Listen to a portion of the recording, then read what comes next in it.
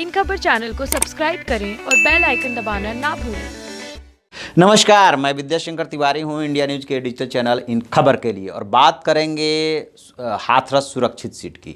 हाथरस सुरक्षित सीट में पर भी इस बार समीकरण बदले हुए हैं। दरअसल वहां पे अभी तक जो सांसद थे बीजेपी के वो थे राजेश दिवाकर। उनके खिलाफ एंटी इनकम्बेंसी फैक्टर ज़्यादा हो गया था। जो पार्टी को इंटरनल सोर्सेज से जो सर्वे रिपोर्ट मिली थी उसमें उनका रिपोर्ट कार्ड ठीक नहीं था। तो बीजेपी ने क्या किया है कि इस बार जो है कैंडिडेट बदल दिया है और राजबीर सिंह दिलेर को वो चुनाव मैदान में उसने उतारा है। राजबीर के पिता जो किशन लाल दिलेर हैं वो यहाँ 4 बार सांसद रहे हैं।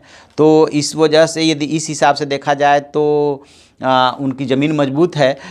लेकिन इधर क्या किया है, कांग्रेस ने क्या किया है कि त्रिलोकी राम दिवाकर को उतार दिया है। वो रालोद से इगलास विधायक रह चुके हैं और उनका ठीक ठाक क्षेत्र में प्रभाव है।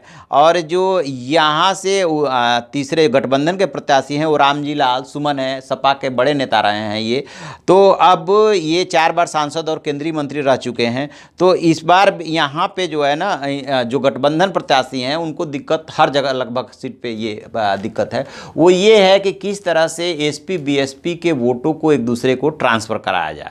सामान्य तौर पे जो है जैसा कि बसपा सुप्रीमो मायावती आरोप भी लगाती रही हैं कि जो उनका वोट बैंक है वो तो दूसरे दलों को चला जाता है, लेकिन उनका जो दूसरे दल का वोट बैंक है उनको नहीं आ पाता है। तो यहाँ से इनके सामने ये रामजी लाल सुमन के सामने ये दिक्कत रहेगी कि किस तरह से वो दलितों को जोड़ते हैं, किस तरह से मुस्लिमों को जोड़ते हैं। बड़े नेता हैं वो। और इधर जो है बीजेपी के सामने दिक्कत ये है कि वो कैंडिडेट बदल करके कितना उसका फ़ायदा ले पाती है, क्या उसको जो उसका समीकरण है उससे वो फिट बैठ जा रहा है। अब यदि यहाँ पे मतदाताओं की बात की जाए तो यहाँ पे जो है 1.5 लाख के आसपास मुस्लिम है, 5 लाख ब्राह्मण क्षत्रिय और वैश्य हैं और 5.5 लाख के आसपास जाट यादव और अन्य लोग हैं। और जो है SC ST भी यहाँ पे ठीक ठाक संख्या में है।